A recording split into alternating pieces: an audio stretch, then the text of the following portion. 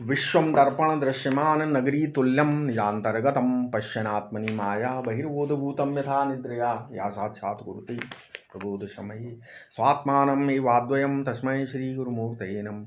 इदं श्रीदक्षिणामूर्तये ओम।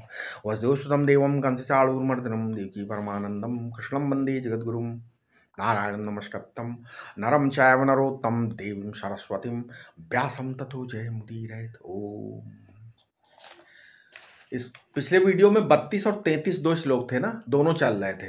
उनके आगे का क्या है? 32वां श्लोक क्या था? यथा सर्वगतम शौचम्याद शौचमयाद आकाश नोपलिप्यते सर्वत्र स्थितो देहे तथात्मा नोपलिप्यते। 33वां श्लोक था यथा प्रकाशत्येकः कृतस्नम लोकम इमं रवि क्षेत्रम क्षेत्री तथा कृतस्नम प्रकाशयति भारत। ये चल रहे थे। तो मैं ये बता रहा था, आकाश के बारे में बता रहा था ना, कि आकाश असल में आकाश में ये नीलिमा कुछ है ही नहीं। तो नीलिमा आकाश में लिप्त है। ये किस संबंध से बताया है? नीलिमा आकाश में लिप्त है, ये किस संबंध से है ना? किस संबंध से नीलिमा आकाश में रहती है? बताइए, किस संबंध से नीलिमा आकाश में रहती है? यानी आपको मालूम है कौन सा संबंध है? ये क्या संयोग है? ये क्या समवाय संबंध है? दो उंगली जुड़ गई आपस में, ये संयोग संबंध है। जैसे सूत आपस में जुड़ गई, ये कपड़ा बना, ये समवाय संबंध। समझ में आ गया? संबंध कौन सा संबंध है? जाति का, व्यक्ति का, गुण गुणी का संबंध। जाति या व्यक्ति अथवा गुण और गुणी का संबंध समवाय संबंध होता है। वैसा है कि जैसे संयोग संबंध होता है वैसा संबंध। नीलिमा का आकाश के साथ कौन सा संबंध? कोई संबंध नहीं है, कोई दूसरी चीज है ही नहीं, दूसरी चीज नहीं है। नीलिमा तो है ही नहीं, तो संबंध कहाँ से होगा? समझ में आया?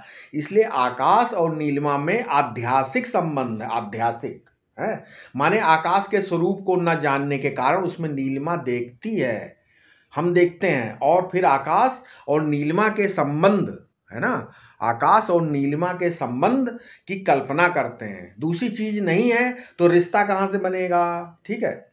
वेदांत में वर्णन है क्या? नष्ट वनिता साक्षात्कारवत। अरे ध्यान करते करते क्या हुआ? मर गया तुम्हारा मन, खुद तुम्हारा मन ही मुर्दा हो गया। तो मुर्दे से मुर्दा मिलने आता है, ऐसा तुमको मालूम पड़ता है। तो ये क्या? नष्ट वनिता साक्षात्कार बोलते हैं। जैसे एक मनोविकार है ना, इसी प्रकार ये आकाश और नीलिमा का संबंध मनोविकार है। और इसी प्रकार स्वयं प्रकाश सर्वाधिष्ठान प्रत्येक चैतन्य से अभिन्न ब्रह्म के साथ इस प्रपंच और अविद्या और माया का जो संबंध है वो तुम देह में बैठ के सोचते हो, तब यह है आध्यासिक संबंध है। ठीक है, वास्तविक संबंध नहीं है आकाश और नीलिमा का। आकाश का किसी के साथ कुछ संबंध नहीं है। वैसे एक देह में सर्वदेह में अवस्थित ये जो आत्मदेव हैं, इनका किसी से किंचित भी दूसरा संबंध नहीं है। समझ में आ गया है? परमात्मा अयम कस्मात अनादित्वात् निर्गुत्वात्। परमात्मा माने आत्मा का परम स्वरूप, निरुपाधिक आत्मा। उपाधि से जो संश्लिष्ट आत्मा है उसको जीवात्मा बोलते हैं। ठीक है, कर्ता भोक्ता और उपाधि से विविक्त आत्मा है। उपाधि जिसमें कल्पित है और जो उपाधि का अधिष्ठान है, जो उपाधि का प्रकाशक है, उस आत्मदेव को परमात्मा बोलते हैं। ठीक है, अपना ही नाम परमात्मा है। जब वो ब्रह्म रूप से ज्ञात हो तो परमात्मा, और अपना ही नाम जीव है जब अपना स्वरूप अज्ञात हो, हम न जानने के कारण हम जीव हैं। अपना नाम जीव है कब? जब अपना स्वरूप ज्ञात नहीं है। और अपना ही नाम परमात्मा है जब अपना स्वरूप ज्ञात हो गया तो अपना ही नाम परमात्मा हो गया। तो ये जो केवल ज्ञातृत्व और अज्ञातृत्व विशेष है, वस्तुतः परमात्मा में कोई विशेष, कोई भेद नहीं है। ठीक है, तो वेदांतियों के मत में प्राग भाव नाम की कोई पदार्थ नहीं है। वेदांती लोग अभाव को अधिष्ठान से भिन्न नहीं मानते। ठीक है, प्राग भाव कुछ होते ही नहीं, इसलिए वेदांती लोग अभाव को अधिष्ठान से भिन्न नहीं मानते। अभाव जो है अधिष्ठान स्वरूप ही है। प्राग भाव तो काल पर छिन्न एक कल्पना मात्र है। अच्छा, तो घट की कोई आकृति पदार्थ है कि नहीं? अरे भाई, वेदांतियों के मत में जो बनी बनाई घट की शक्ल है वो आकृति भी पदार्थ नहीं है। वो क्यों बोलते हैं ना उपनिषद में, मृत्तिकत्येव सत्यम, जो न तो न घट पदार्थ है न घट का अभाव पदार्थ है, ये दोनों अपने अधिष्ठान से भिन्न नहीं है। इसी प्रकार प्रत्येक चैतन्य के अनंतत्व का ज्ञान न होने के कारण जो ग्रहीत, जो नाम रूपात्मक प्रपंच है, इसका होना और न होना दोनों स्वप्रकाश अधिष्ठान में कल्पित हैं और स्वप्रकाश अधिष्ठान से न्यारा नहीं है। जो स्वप्रकाश वो अधिष्ठान से अलग नहीं है। ठीक है, तो बोले अनादित्वात ना विकरोति किम पुनः ना करोति। विकार जिसको बोलते हैं वो क्या है, जायते अस्ति वर्धते विपरिणमते अपिक्षीयते विनश्यति। ठीक है, ये सब पदार्थ में होते हैं। ठीक है, ये विकार अजन्मा, जो चीज अजन्मा उसमें ये छह भाव विकार नहीं है, स्वयं होने वाले विकार नहीं है। विक्रिया नहीं तो क्रिया की प्राप्ति कहाँ से होगी। इसलिए दूसरा हेतु क्या, निर्गुणत्वात्।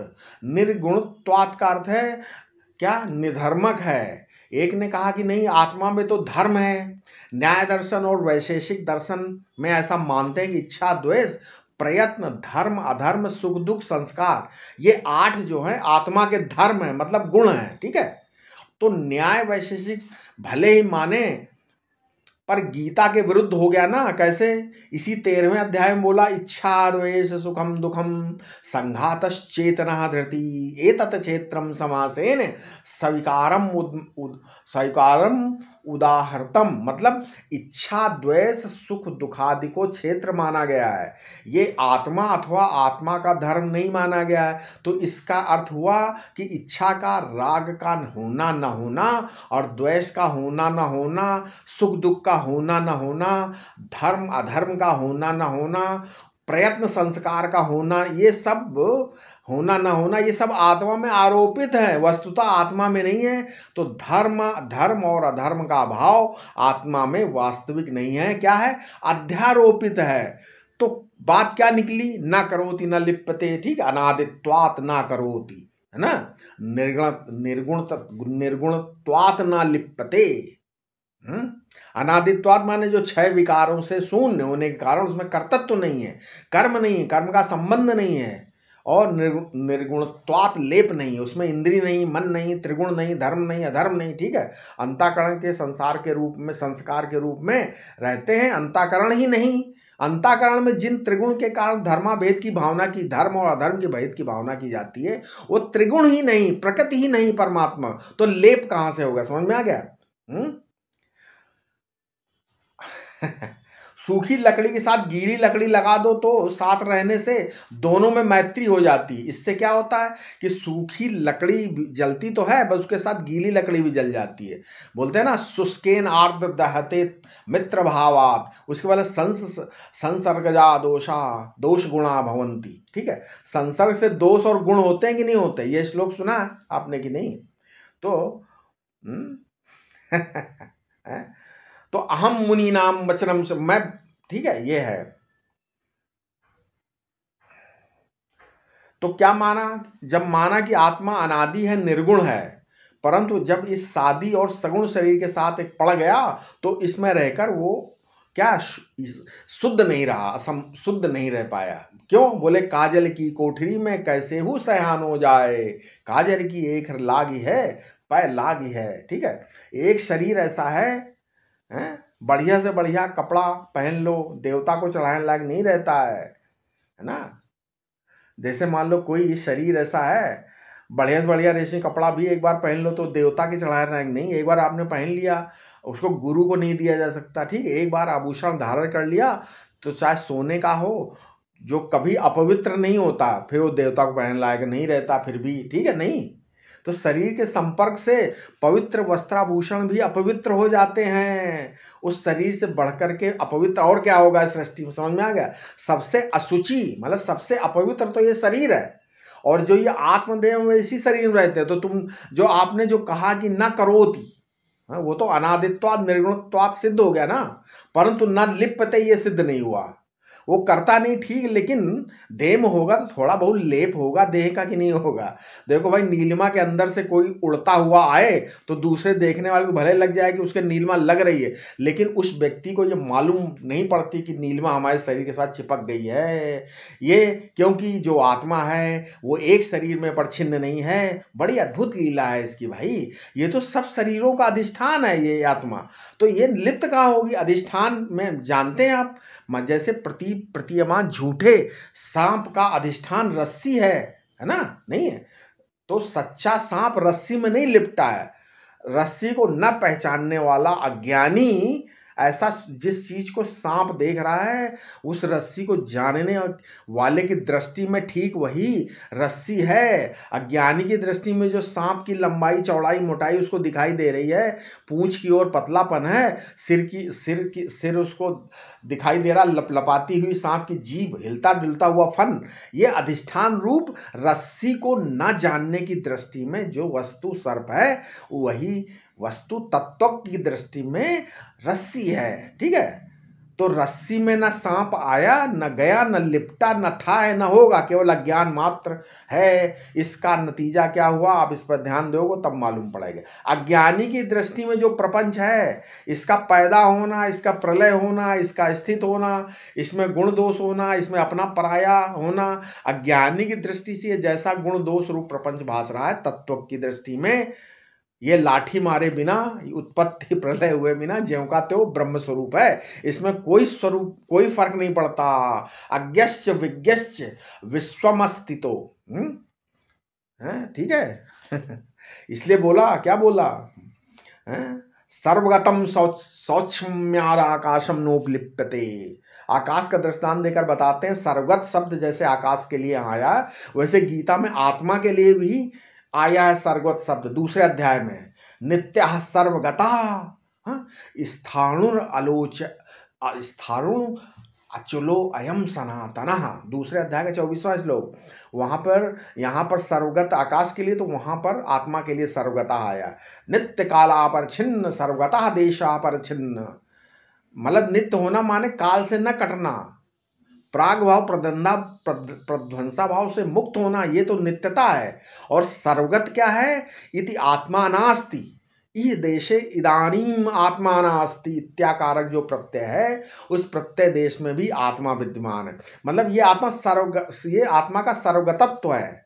नास्तीति ईश्वरः इत्युक्तः नास्ति न भवति, अत्से युक्त ईश्वर अस्ति ना भवति। ईश्वर की यही विशेषता है कि उसको नास्ति कह दो तो तुम्हारे बोलने भर से वो नास्ति नहीं हो जाएगा, अगर उसको अस्ति बोल दो तो तुम्हारे कहने से वो अस्ति नहीं हो जाएगा। ठीक है? असल में जो अस्ति नास्ति बोल रहा है उसके साथ एक बन के बैठा हुआ है। तो अस्ति नास्ति ये वचन और अस्ति नास्ति ये वृत्ति, दोनों का साक्षी और दोनों का अधिष्ठान है ईश्वर अथवा आत्मा। समझ में आ गया? तो क्या हुआ? जो ये शरीर में बैठा हुआ है, हमने बताया ना कि कृतस्नम एक शब्द का प्रयोग है ना इसमें, माने कृतस्नम माने सब कुछ। मतलब जो आप क्षेत्रज्ञ हैं वो आप केवल एक शरीर रूप से प्रकाशक नहीं है। वहां भूताने अहंकारो बुद्धिर व्यक्तमेव चा बोला ना, इंद्रियाणि दशेकम चा पंच इंद्रिय गोचरा इच्छा द्वेषा सुखम दुखम संघातश्चेतना धृति एतत् क्षेत्रम समासेन सविकारम उदावृत। मतलब कहने देखो, महाभूत अहंकार बुद्धि मतलब महातत्व अव्यक्त माने प्रकृति, समष्टि को क्षेत्र कहा है कि नहीं कहा? तो आप समष्टि क्षेत्र में आकाश के समान सर्वगत हैं और समष्टि क्षेत्र के प्रकाशक है। ये मत समझना कि इस शरीर में रहने वाला कोई नन्हा मुन्ना कोई क्षेत्रज्ञ है, नहीं भाई। यही तो इस प्रसंग में ध्येय है, उद्देश्य है क्षेत्र क्षेत्रज्ञ का विवेक और विधेय है क्षेत्रज्ञ का परमात्म तत्व। क्षेत्रज्ञम चाप इमाम विद्य, थोड़ा विचार करो, बुद्धि लगाओ। ठीक है? बता चुके हम इसमें। नहीं अब बात द्वैतवादी की संगति लगाएं तो जैसे फल अलग है, फूल अलग है, पत्ती अलग है, तना अलग है, ये सब द्वैत तो हुआ और वृक्ष रूप से सब एक हुआ, इसलिए अद्वैत हुआ। तो कार्य रूप से द्वैत, कारण रूप से अद्वैत और द्वैताद्वैत हुआ। अच्छा, किसी विशिष्टाद्वैतवादी से पूछो क्या संगति, बोले अनार के फल में बीज है कि नहीं, गूदा है कि नहीं, छिलका है कि नहीं, कि है, तो सबका नाम एक अनार है कि नहीं, परंतु बीज और गूदा से विशिष्ट जो अनार है ना, वो शरीरी है, तो उसमें शरीरी अनार है, आत्मा तो अनार है, ब्रह्म है, पर बीज भी अनार है, गूदा भी अनार है, छिलका भी अनार है, तो इसको स्वगत भेद बोलते हैं। तो ऐसे विशिष्ट जो ब्रह्म है, ब्रह्म, और वो अपने विशेषण जीव जगत में अनार की तरह व्यापक है। ठीक है, ये ऐसा विशिष्टाद्वैत बोलते हैं। ठीक है, नहीं बोलते हैं तो ऐसा। अब इसके आगे कौन सा श्लोक है, इसके आगे आखिरी श्लोक है, उसको बता देते हैं। 13वां 34वां श्लोक लास्ट अध्याय का है। क्षेत्र क्षेत्रज्ञोर एवं अंतरम ज्ञान चक्षुषा भूत प्रकृति मोक्षम चये विदुर्यांति ते परम। विदुर्यांति ते परम, यानी जिस प्रकार जो इस प्रकार ज्ञान नेत्रों से क्षेत्र और क्षेत्रज्ञ के अंतर को तथा भूत और प्रकृति से मुक्ति को जानते हैं, वे परम पद को प्राप्त होते हैं। जो ज्ञान नेत्र अर्थात विवेक दृष्टि से क्षेत्र और क्षेत्रज्ञ के अंतर को तथा भूत मतलब कार्यवर्ग और प्रकृति कारण, इन दोनों से मुक्त होने को अर्थात इनसे पुरुष के संबंध विच्छेद को अथवा इनके अत्यंता भाव को जानते हैं, वे अनुभव करते हैं, वे परम पद को प्राप्त होते हैं। वे परम पद को प्राप्त हो जाते हैं। लेकिन क्या है, भगवान यहाँ क्षेत्र और क्षेत्रक का विवेक ज्ञान की दृष्टि से कर रहे हैं। भूतों की जो प्रकृति वो क्या है, बोले भूतानाम प्रकृता कारणम मूला विद्या, अथवा ऐसे भी कहो भूतानि, ऐसे कैसे तो कि भूतानि कार्यम प्रकृति ही कारणम तयो मोक्षा मुक्ति ही न संति भूतानि न चा प्रकृति, अर्थात न भूत का अस्तित्व न प्रकृति का अस्तित्व, कार्य कारण का दोनों को मुक्त कर दो तो छुट्टी हो गई। कार्य चाहे भासे चाहे ना भासे, कारण भासे चाहे ना भासे। भूत प्रकृति का अर्थ भगवान शंकराचार्य ने अव्यक्त किया, अव्यक्त। माया प्रधान अज्ञान इसका मोक्ष है। मोक्ष माने छुटकारा, मतलब तलाक दे दो इसको, इसका नाम न लो, ये मेरी है ना ये मैं हूं। ठीक है, तब आधारहीन होकर ये स्वयं मर जाएगी माया। तो जो इसके मोक्ष को मतलब अत्यंता भाव को, बाद को जानते हैं, वे परमात्मा स्वरूप हो जाते हैं। भूत प्रकृति मोक्ष, इसमें मोक्ष शब्द है, उसका अर्थ क्या है, उसका अर्थ है यस्मिन् ब्रह्मणि अधिष्ठाने भूत प्रकृतयः प्रतीयन्ते तस्मिन् अधिष्ठाने न सन्ति इति ज्ञानमेव भूत प्रकृति मोक्षा, यानी जिस अधिष्ठान में ये कार्यकरण भाव प्रतीत हो रहे हैं उसमें ये है ही नहीं। इति ये विदु ते परम शांति, यान्ति शब्द का अर्थ ये है कि उनको ब्रह्म का साक्षात्कार हो जाता है, यानी ब्रह्म की क्या हो जाती है, उपलब्धि हो जाती है, ब्रह्म की उपलब्धि हो। ये माने जो अधिकारी पुरुष है ना, अधिकारी पुरुष, इसका अर्थ है कि इसको है ये ज्ञान चक्षुषा विदु, नहीं ये ज्ञान चक्षुषा मतलब ये जिसको, इसका अर्थ है कि ये कि सबको सब इसको नहीं जान सकते, परंतु जान ले तो कोई, हाँ कोई भी चाहे जान ले तो चाहे कोई भी हो, सब नहीं जान सकते। माने जानने के पहले अधिकारी की अपेक्षा होती है। देखो मनुष्य के मन में संस्कार बैठे हैं, तो कोई अपने देह में अहम है उसी को नहीं छोड़ सकते, कोई शरीर पुत्र में ममता उसको नहीं छोड़ सकते, कोई जाति संप्रदाय को नहीं छोड़ पाते, कोई राष्ट्र भावना बैठी वो नहीं छोड़ सकते, किसी के मन में स्वर्ग बैकुंठ साकेत गोलोक का भाव बना इतना पक्का है उसको नहीं छोड़ सकते। तो ये जो वेद शास्त्र पुराण धर्म के नाम पर अन्य सबको छोड़ सकता है, जो ठीक है, जो सबको छोड़ सकता है पर इनको नहीं। कोई कहेगा कि जिस स्थिति में या जिस स्वरूप में, है ना, जिस स्थिति में या जिस स्वरूप के साक्षात्कार में, है ना, हमारी पत्नी छूटती हो वो नहीं चाहिए। लोग बोलते हैं भैया देश छूट रहा, राष्ट्र छूट रहा, धर्म छूट रहा है ना, संप्रदाय छूट रहा, वो नहीं चाहिए हमें। कोई कहेगा अगर हमको बैकुंठ में गोलोक में 1000 दुख मिले तो हमें वहाँ हमको वहीं जाना चाहिए। नहीं, तो भाई अपने अपने स्थान पर बंधे हुए हैं। महात्मा लोग इस बात को समझते हैं कि जो जहां बैठा है उसको वहां से जैसे दिखता है वो वही बोलता है, वही जिद करता है। तो हम जो बोलते हैं वही सच है और सब झूठ है ना, अपनी अपनी नज़र में। तो क्या हुआ, अब मन में बैठे हुए संस्कारों को अगर समझ करके उनसे अपना अलगाव अनुभव नहीं करेगा तो उसे तत्व साक्षात्कार नहीं हो सकता।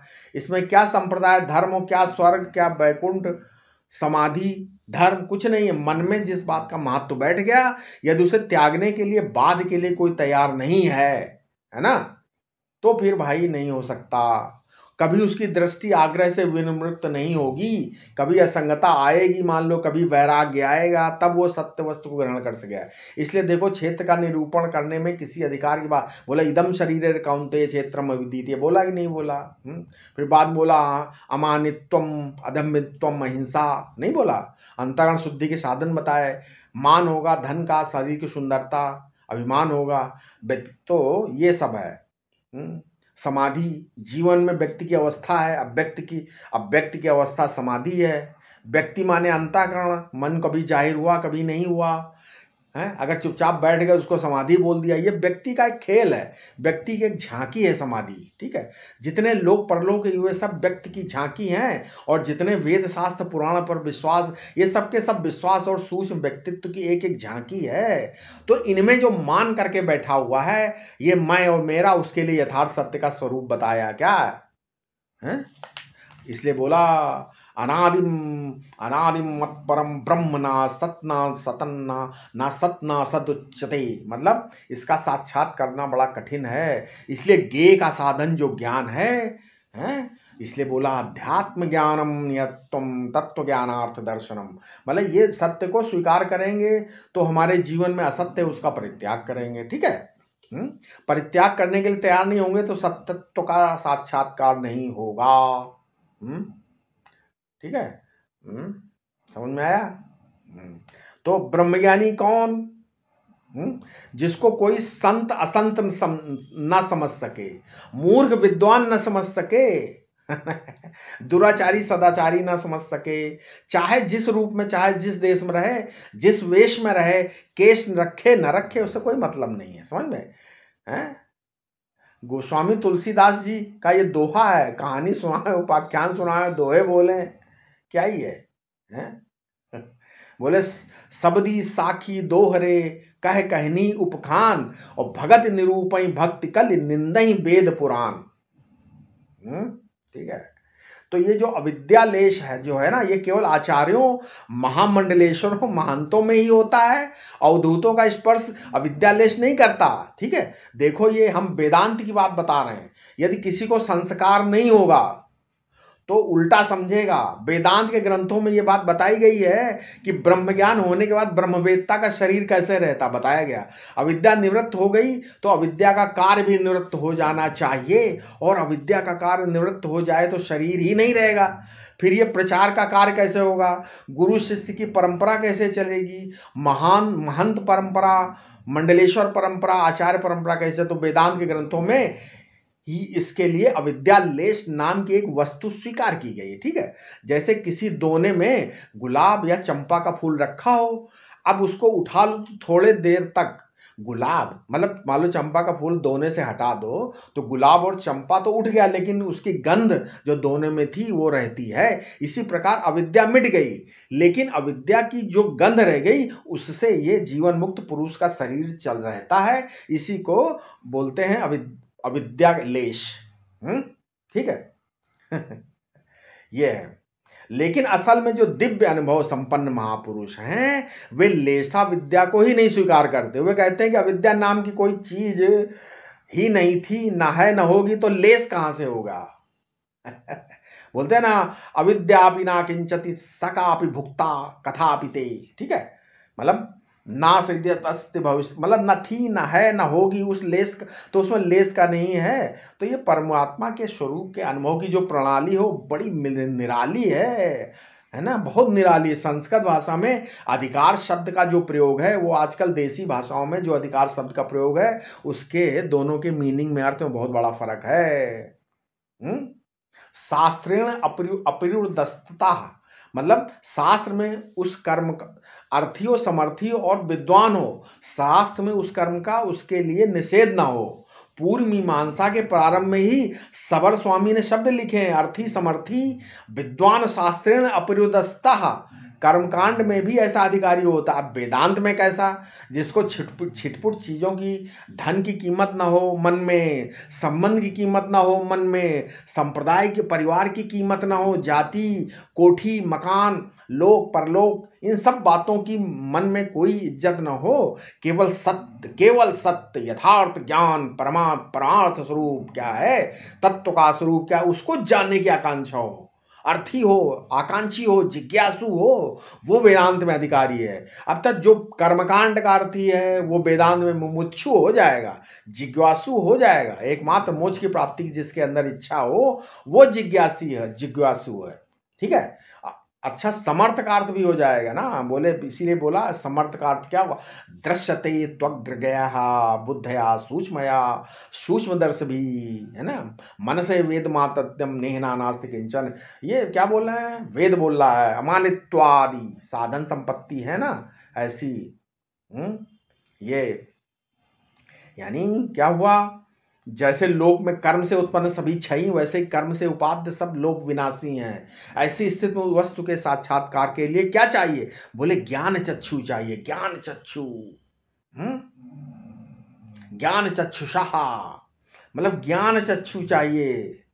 ये ज्ञान की दृष्टि क्या है, ज्ञान की दृष्टि है जन्म अजन्मार्जित जो संस्कार हैं, उन संस्कारों की स्वच्छ की हुई, उन संस्कारों से विनिर्मुक्त जो दृष्टि है। संस्कार माने पॉलिश, ऊपर से लेप किया हुआ ज्ञान नहीं चाहिए, माने गुण जिसमें लगे हुए हैं, सत्व रज गुण वाला ज्ञान नहीं। ज्ञान में सारी बाहर की चीजें निकाल फेंक दी, ज्ञान में गे रूप का अर्थ बिल्कुल निकाल दिया। बाहर तो शून्य, बाहर जो शून्य जो ज्ञान, बाहर तो शून्य जो ज्ञान स्वरूप है, उस ज्ञान से संपन्न दृष्टि से तत्व ज्ञान होता है। ज्ञान चक्षुषा मतलब चक्षणात चक्षु, ज्ञान का दो स्वरूप बताएं आप सुनो। ज्ञान चक्षु से क्या देखा जाता है, ज्ञान चक्षु से एक बात ये देखी जाती है कि पहले तो ये समझो घड़ी में जो आकाश है उस और इस कमरे में जो आकाश है और कमरे के आकाश के बाहर है, उसमें क्या फर्क है? क्या है? इसके भीतर जो पोल है मकान के, इस कमरे के अंदर जो पोल है और घड़ी और मकान के भेद से रहित जो पोल है बाहर, तो भेद को वैलक्षण से समझना। पहले एक छोटा घड़ा बनाकर रखा, फिर बड़ा घड़ाकर बन रखा, ठीक है, नहीं है? हैं? अरे आकाश तो तुम जानते हो ये जड़ है, ये तो दृश्य है, ये तो मानस है, इसका तो बौद्ध प्रत्यय होता कि नहीं होता?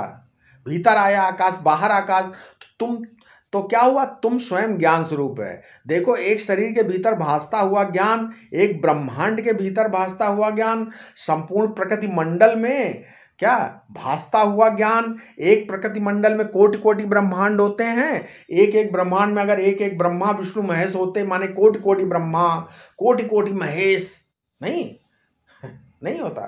तो कल्पना की आंख से देखो, सबका संचालन कर रहा है वो ज्ञान में, वो ज्ञान जिसमें न यह व्यष्टि मंडल है, न ब्रह्मांड मंडल है, न समष्टि मंडल है, न प्रकृति मंडल है। तो पहले अंतर को समझो।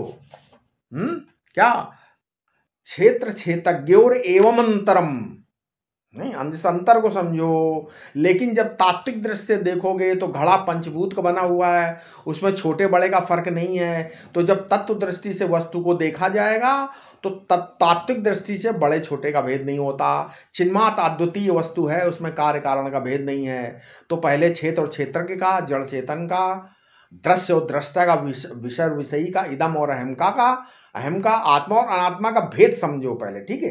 एतद क्षेत्र, ठीक है, एतद क्षेत्र सविकारम उदाहरतम, क्षेत्र विकारी अनित बदलने वाला और क्षेत्रज्ञ निर्विकार न बदलने वाला, ऐसे समझो, ठीक है। मतलब सब वस्तु सब क्षेत्र की उपाधि से सब दृश्य है, नहीं तो दृश्य है ही नहीं, ठीक है। क्षेत्रज्ञ में देश काल वस्तु क्या है, सब क्षेत्र की उपाधि से दृश्य है।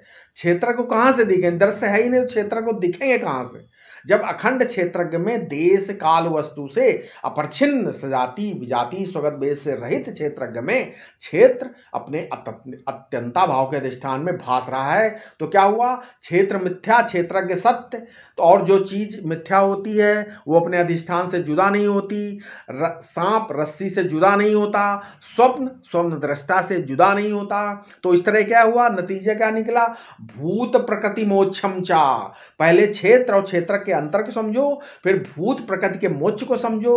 दो बात समझाने को कह रहे हैं, ठीक है। भूत प्रकृति मोक्षम, भूत माने कार्य, प्रकृति माने कारण, और मोक्ष माने दोनों का अभाव। समझ में आ गया, अत्यंता अभाव। जिस अखंड सत्य में भूत और प्रकृति, प्रकृति शब्द का शंकराचार्य ने अविद्या अर्थ किया है। उन्होंने बोला भूतानाम प्रकृति अविद्या लक्षण अव्यक्ता अव्यक्ताख्या तस्या भूत प्रकृते मोक्षणम अभाव गमनम च ये विदुः। जिनको ये विद्या आ गई, ये कला आ गई कि न कार्य है न कारण, दृश्य दृष्टा का भेद नहीं है परमात्मा में, परमात्मा में ज्ञाता और ज्ञेय का भेद नहीं है, उनको ब्रह्म की प्राप्ति हो गई, उनको मोक्ष प्राप्त हो गया। तो विषय और विषयी के विषय में विषयी नित्य विषय अनित्य, विषय और ज्ञेय, विषय ज्ञेय और विषयी आत्मा ज्ञाता, ठीक है। ज्ञेय में, अच्छा आत्मा ज्ञाता और ज्ञेय में ज्ञाता में, ज्ञेय ज्ञाता में दृष्टा और दृश्य में विषय, विषयी में विषय मिथ्या और विषयी आत्मा सच, ठीक है। पहले विषय और विषयी, फिर जड़ और चेतन, जड़ को जानने वाला चेतन नहीं, अनित्य और नित्य, विकारी और निर्विकार, दृश्य और दृष्टा और मिथ्या और सत्य। ये तब कि सत्य ही सत्य कौन, यदि अपने से पृथक सत्य हो तो बाधित, इसलिए अपना आपा। इस प्रकार भूत प्रकृति मोक्षम का अर्थ हुआ अविद्या की निवृत्ति है। ये विदु जो जानते हैं वे परमयांति ही, वे अपने को ब्रह्म रूप में अनुभव कर लेते हैं, उनको फिर जन्म मरण नरक स्वर्ग के चक्कर में नहीं पड़ना। एक आश्चर्य और है इस अध्याय का, वो क्या है कि 13वें अध्याय के अंत में आया ये विदुर्यांति ते परम, और 14वां अध्याय शुरू हुआ कैसे, परम भूया प्रवक्ष्यामि, और 13वां अध्याय परम पर समाप्त हुआ, 14वां अध्याय परम से प्रारंभ होता है। नहीं तो ये पर तत्व है, माने सबसे परे रहने वाला तत्व, इससे परे कुछ नहीं है। संस्कृत में एक कहावत है क्या, यस्मात् परो नास्ति, लोकोक्ति की तरह ही उसका प्रयोग करते हैं। निर्तिशय अर्थ में परम का प्रयोग है। अव्यक्तात् पुरुषः परः, पुरुषात् ना परम, पुरुषात् ना परम किंचित, सा काष्ठा सा परागति। सत्ता स्फूर्ति देकर सबका पालन पोषण करना नहीं है, करता है वो पर है, सबको धारण करके सबसे असंग, और जिसमें द्वैत का अस्तित्व ही नहीं उसको पर बोलते हैं, ठीक है। हाँ, आत्मा को ढूंढने जाएंगे तो मैं को साथ रख के ढूंढने जाएंगे तो कहाँ मिलेगा आत्मा, और ढूंढना छोड़ते जाओ, छोड़ते छोड़ते तुम रह जाओगे, तुम परमात्मा से मिल जाओगे। अगर आप ढूंढने के लिए जाओगे, आपका मैं बुद्धि लेकर, बुद्धि का दिया लेकर दूसरे को ढूंढने निकलेगा ना, तो क्या है, अनंत अंत में यही रह जाएगी मैं नहीं हूँ, हैं, ठीक है। अंत में वही रह जाएगा कि मैं नहीं हूँ, यही आएगा। यानी अब समझ में आ गया, अद्वैतियों के पास बुद्धि त्याग की ऐसी कौन सी करामात है कि जिस करामात के कारण ये बुद्धि को ही अध्यस्त जान लेते हैं, और अपने स्वरूप भूत अधिष्ठान में शरीर शरीर भाव, चिद अचित, विशेषण विशिष्ट भाव, शून्यता सब मिथ्या हो जाते हैं। अपनी शून्यता कभी हो ही नहीं सकती, पर इसमें प्रक्रिया की मूल बात यही है, ठीक है। जो मैं जड़ हूं यह अनुभव करता है, उसमें असल में मैं का अनुभव नहीं किया है, तो उसको विषय का अनुभव किया है। मैं शून्य हूं, यह अनुभव आप कर सकते हैं कि नहीं, फिर यह अनुभव की प्रणाली भला कैसे हो सकती है। तो जो निवृत्ति की प्रणाली से अनुभूति होती है उसमें अपनी अनंतता, अखंडता, अद्वितीयता का अनुभव होता है, और जो प्रवृत्ति की प्रणाली से अनुभव होता है वो अन्य का अनुभव होता है। समझ में आ गया। तो उसमें श्रद्धा पूर्वक अनुसंधान करो तो चिद अचित विशिष्ट ईश्वर मिलेगा, अगर अश्रद्धा पूर्वक अनुसंधान करो तो शून्य मिलेगा, और अपने को भी जड़ भूत का बेटा समझ लो तो चार भूत मिलेंगे, जड़ता मिल जाएगी। तो जहां मैं कौन हूं इस प्रणाली का अनुसंधान करोगे, को अहम मैं कौन हूं, तो देखोगे ईश्वर का, जीव का, प्रकृति का जितना भी भेद है सब क्या होता है, सब प्रमाण जो है सब समाप्त होकर के परतत्व की अनुभूति हो जाए। ये केवल प्रक्रिया का ही अंतर है। अपना स्वरूप है अहम ब्रह्मास्मि। वामदेव जी का अनुभव है अहम मनोरभवम सूर्यस्य। ये अहम के अनुभव की प्रणाली है। ये उपनिषद प्रक्रिया है। ठीक है। ये कौन सी प्रक्रिया है? उपनिषद प्रक्रिया है। समझ में आया? आशा है ये 13वां अध्याय आपको जरूर समझ में आया होगा। इस तरीके ये जो है ये 13वां अध्याय समाप्त हो गया। ओम तत्सदिति श्रीमद् भगवत गीतासु उपनिषत्सु ब्रह्म विद्यायाम योग शास्त्रे श्री कृष्णार्जुन संवादे क्षेत्र क्षेत्रज्ञ विभाग योगो नाम त्रयोदशो अध्याय। ठीक है। आशा है ये ज्ञान योग आप लोगों को जरूर बहुत विस्तार पूर्वक हमने समझाने की कोशिश की। कृपया इस वीडियो को लोगों साझा करें। ओम शांति शांति शांति।